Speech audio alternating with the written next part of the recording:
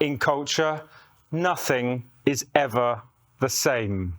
It is, to all degrees and purposes, for a marketing director, a nightmare job. It's not selling a Ford car. It's not going to be the same color tomorrow as it was yesterday.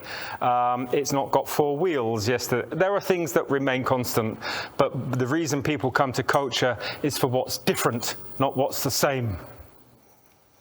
Quite often. Anyway, it also struck me listening to our colleagues from opera that actually one thing we ought to mention very quickly is one word that I think all have in common in culture, which is the word archetypal story. We talk a lot about stars bringing a flavor, bringing an attraction to an event, but actually, and I will defend this to the last and living day of my working life, it's the archetypal story that drags people to see. They cannot afford to miss. They cannot afford not to be involved. And those kind of high-stake words, I can't afford not to see this, I can't afford not to be in this, is actually also something very specific to culture, I think. And they're key words and key concepts. If we can ignite the excitement of the unknown, then we've done most of our job as artists and as managers of culture. So this idea of story, but more specifically, archetypal story, is what people come together for to share. I've got a video here that we prepared that's quite long, and I apologize for that, but it's worth the look, I think, because it's going to give you insight into, I think, 5 big productions that I've directed in the last 10 years. And it will give you some idea as to the scope. I run CCD Productions with Gina, who's the producer of the organization. I'm the artistic director. And together we helped Eleusis with their European Capital of Culture this year, overseeing their opening weekend. But in this video, you're going to see a number of other productions. Some of them from European Capitals of Culture, some of them are not. But I won't intervene and talk while they're on. Just please soak it in, and we'll have a conversation afterwards about it. But I'd like, if I may, to stress once more before you see it, this word archetypal story. And by archetypal story, I mean those big stories that draw us together as human beings that we need to share as groups. They only make sense when we talk about them as groups. They only make sense when we talk about them. And it doesn't matter at what stage in human development or human social history we take, whether it's the ancient world of Byzantine Europe in this space, or whether it's Eleusis, there is always an archetypal story underpinning that place and that human experience of it. Let me give you just some examples of archetypal themes, not the stories. You can tell me the stories if you know your opera or your ballet or your contemporary art or your computer games, video games, any pop song which hits a chord in every human being around the world in 10 seconds. It's because they're dealing with archetypal themes. Birth and rebirth. Inflections and revolutions. Love and death. Birth, I said that one. War. Pandemic. Migration. These are archetypal themes that have been with us always. We mustn't be frightened of them. They are the juice, they are the material that we as human beings are attracted to, and artists even more so, and audiences without a doubt. And if you hear someone say to you, "Oh, that's not a very nice subject for a play, is it?" You know you're onto something. You know you've got something that's interesting. Be careful of the person who tells you that's too delicate. It's because it's actually archetypal, and it then all comes down to how you manage it, not if. Okay? This is me, of course. This is my opinion. You can, in a few days' time or even in a few minutes' time, utterly reject what I'm saying and come back at me and say, Chris, we think something else, or I think something else. But let me offer these to you. So, we're going to see a video. I'm not going to interrupt while it's on, but let me just give you a few facts and figures. But this is not about facts and figures. It's about archetypal stories. Each one of these productions cost between 1.3 million, 1.9 million euros to about, one is smaller, it's about €500,000. Each of these productions took place on one night only, the production. Each of these productions have rehearsal and development processes that last a year or more. So all of that work going in for one 3-hour session or one 45-minute session. All of these processes involve, and it was mentioned in the one of your lovely questions to the opera team, are your processes open to audiences and public and young people to participate in and observe? All of these are. It's one of my ways of insisting that if you're going to spend 1.7 million on a 35-minute show, you've got to have something going on before that also that's interesting. And everything you see here is hybrid. In other words, it's been designed and produced for a live audience, participatory audience, TV audience, online audience. Although it's all one night, it can have an afterlife of forever. Right. And just one or two facts about the first snippet you're going to see. Wroclaw European Capital of Culture in 2016.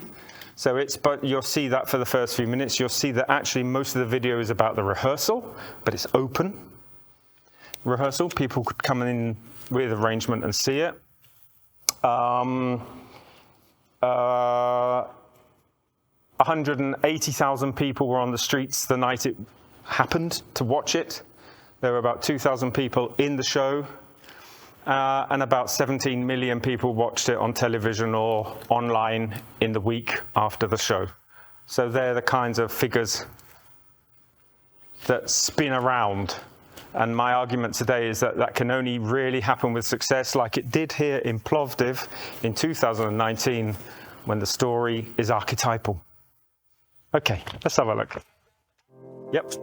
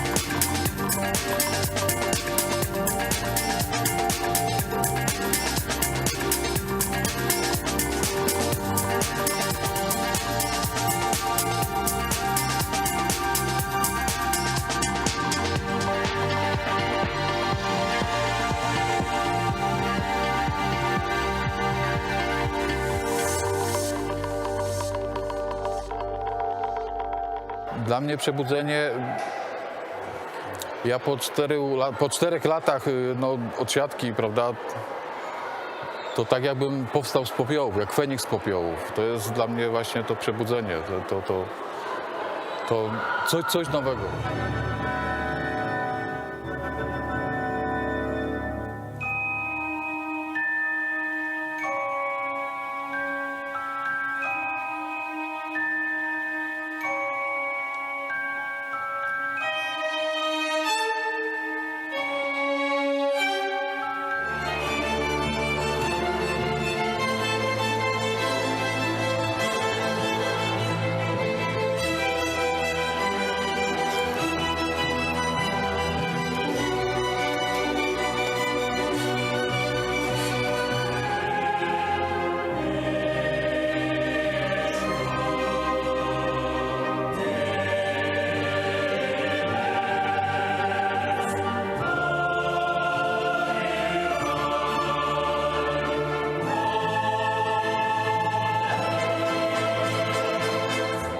Sienomis teka miškų žalumas, fabrikų dūmai.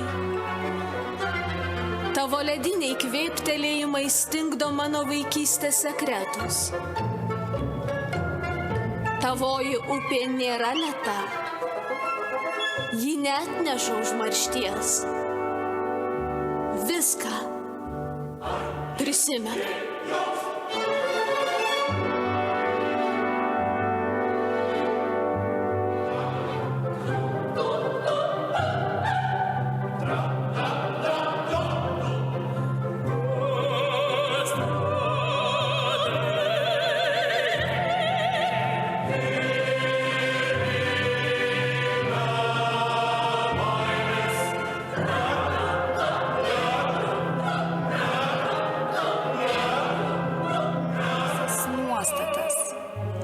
Užtenka sienoms spręsti ribas. Atidarykime langus. Laikas pasauliui būti mūsų namais.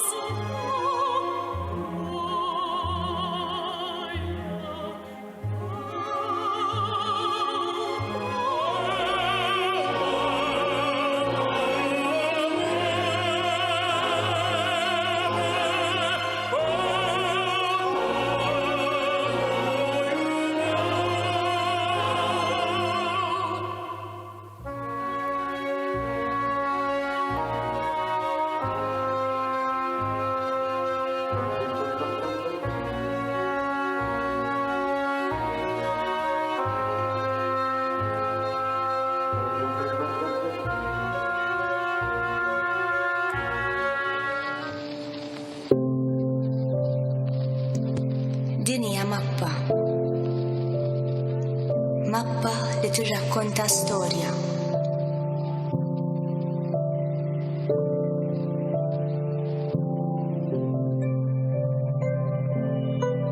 Biex nirrakkontaw l-istorja kollha. Biex nippruvaw nimlew il-vojt.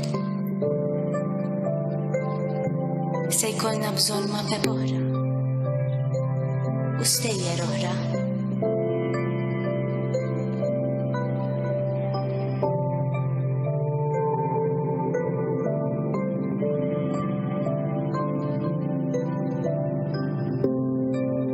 Imma din il-mappa u dawn l-istejjer dwarek, Sinjura, dwar il-Belt Valletta.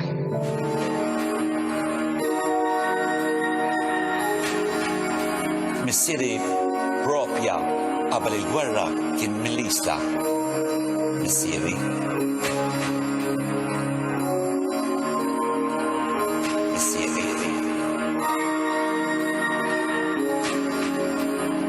Però wara l-gwerra ġew hawnhekk.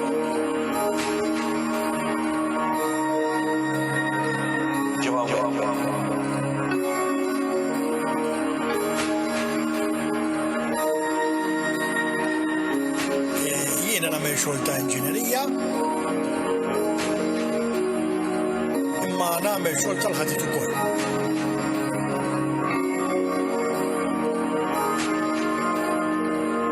Hawnhekk kien tal-papa l-ewwel nett.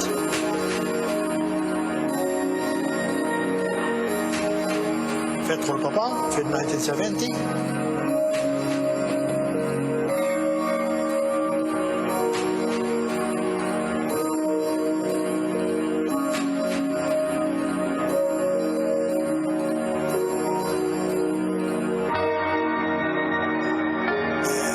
Kien naqta l-materjal ma' bidejja.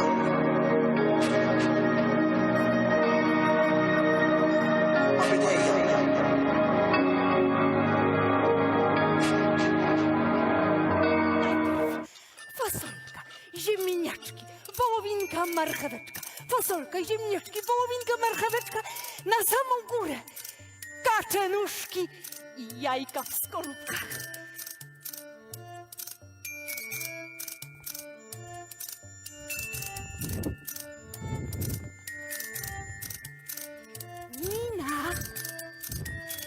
Czasami tak zatracała się w pracy, że nie wiedziała, kiedy już robiło się ciemno.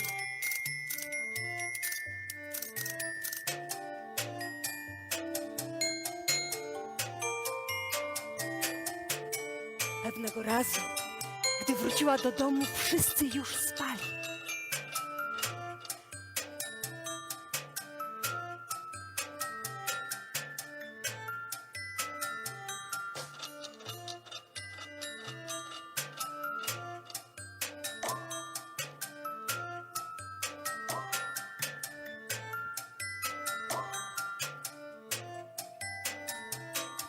Lubiła te chwile samotności.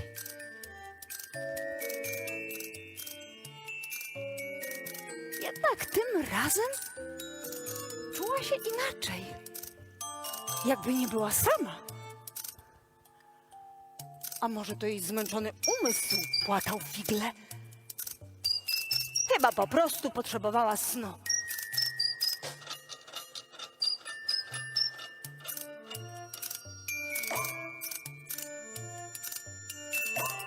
Już zasypiała.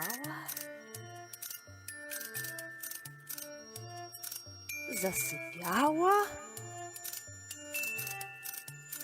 Robiła się coraz bardziej senna. Nagle coś zobaczyła. Jawa czy sen?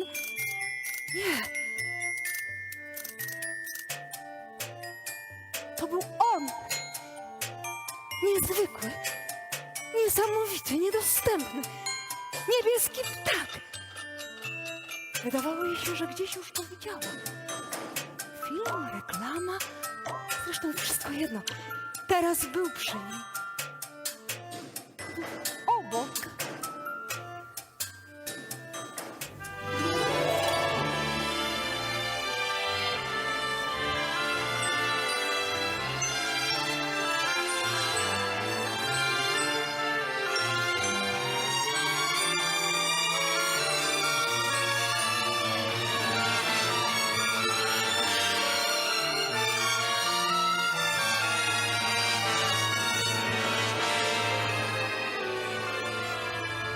Niebieski ptak był gwiazdą w cyrku.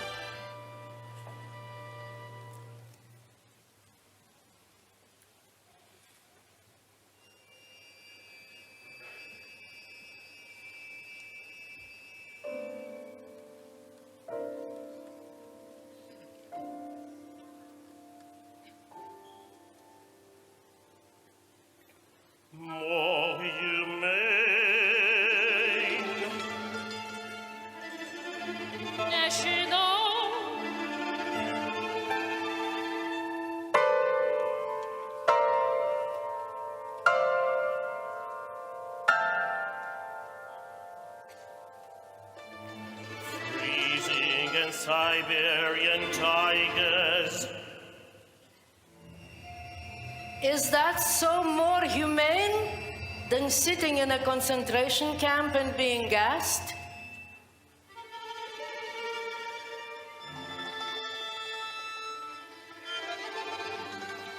How can you compare one with the other?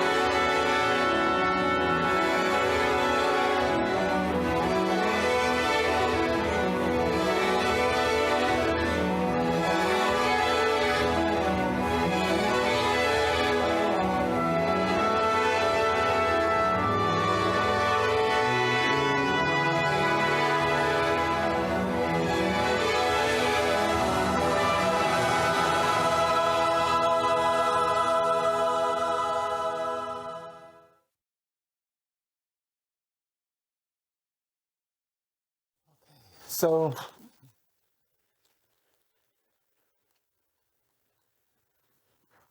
thank you. Budget. Good budgets, yeah. Yeah. Very true. Yeah. Yeah, there's been a few of those too. Actually, that's a very, very good point. Money isn't the guarantee of success.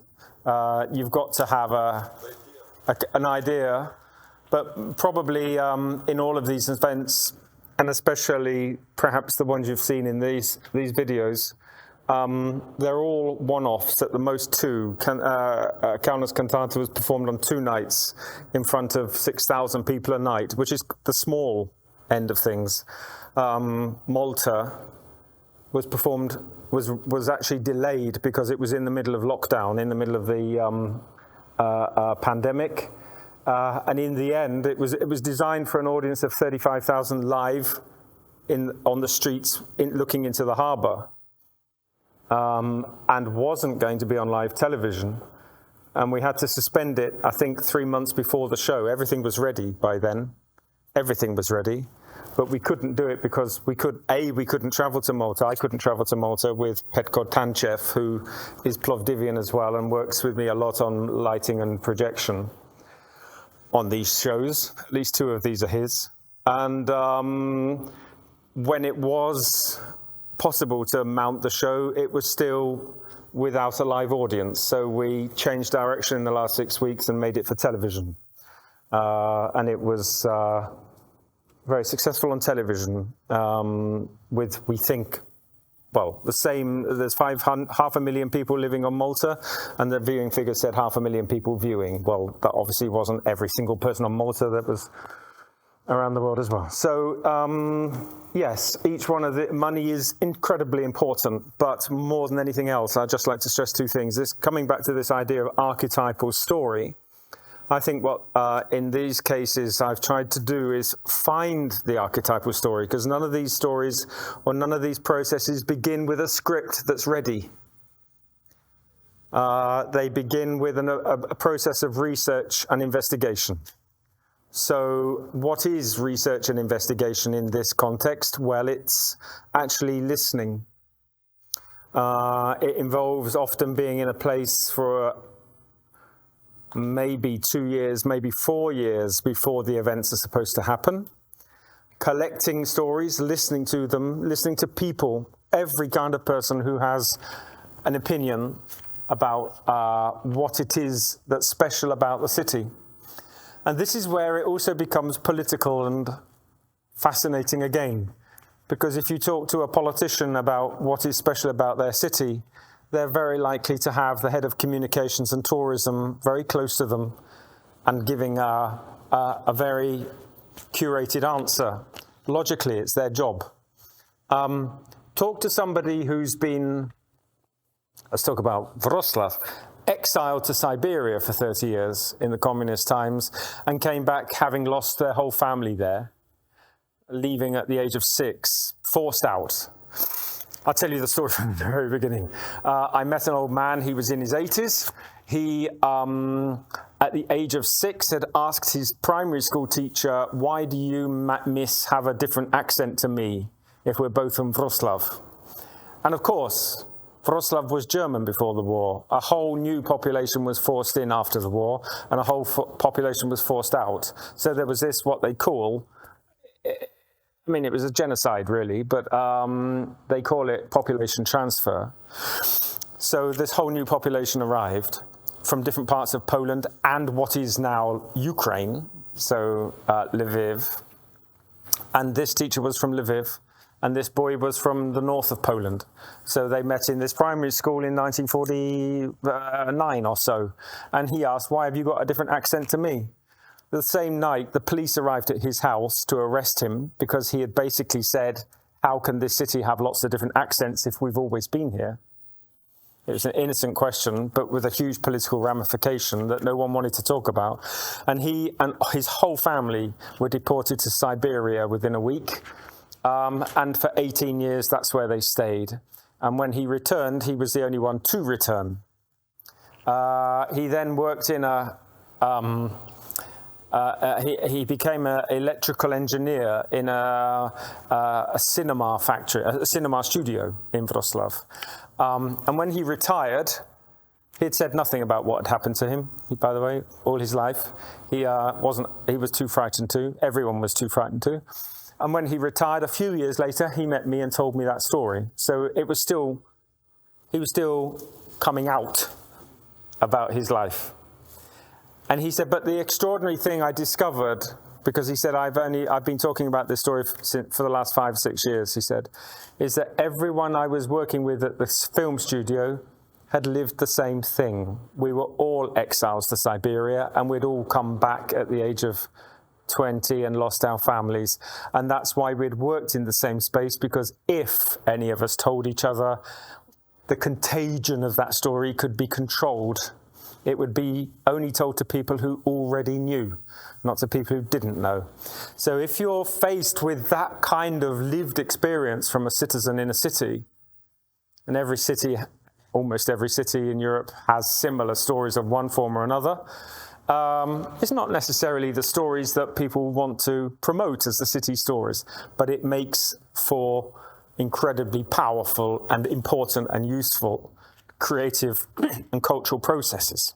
So one's always playing one set of, not playing off, but always acknowledging one set of objectives against another. And as an artistic director of these events, to some degree, you have responsibility. It's what Luciano was talking about, responsibility. You do have responsibility for creating events that respond to everybody's needs without denying the humanity that has to sit at the center of them. Malta's another interesting one. It was a story I collected on tape, the stories of 6 men, all artisans in Valletta, whose lives have been destroyed in the last 6 years. They were finigree. You know what finigree is? Working with very, very fine silver, like cotton, but it's silver, to make beautiful decorations, but either as jewelry or clothes. And he can't compete anymore because everything's brought in from China. And so a job that he's done and has his own workshop and has had for 4 generations, it was there since, well, actually more, since the 16th, 17th century. And actually, when you asked all the different artisans of Malta what made Malta famous, they would say, no, all of our professions have gone in the last 5 to 10 years. Mass tourism has led to only 3 things being important: building new apartments for tourists, gambling, and the sex industry. What's there for our kids? What's there for us? What's happening? And so all those stories were embedded into that event, which took place on water, and all their stories projected onto the sails of the boats. So you take iconic elements of a city, things that people recognize, and hopefully can turn it to tell the story of citizens that have a story they need to tell. So I'll stop there and happy to take questions or have your reflections. Thank you.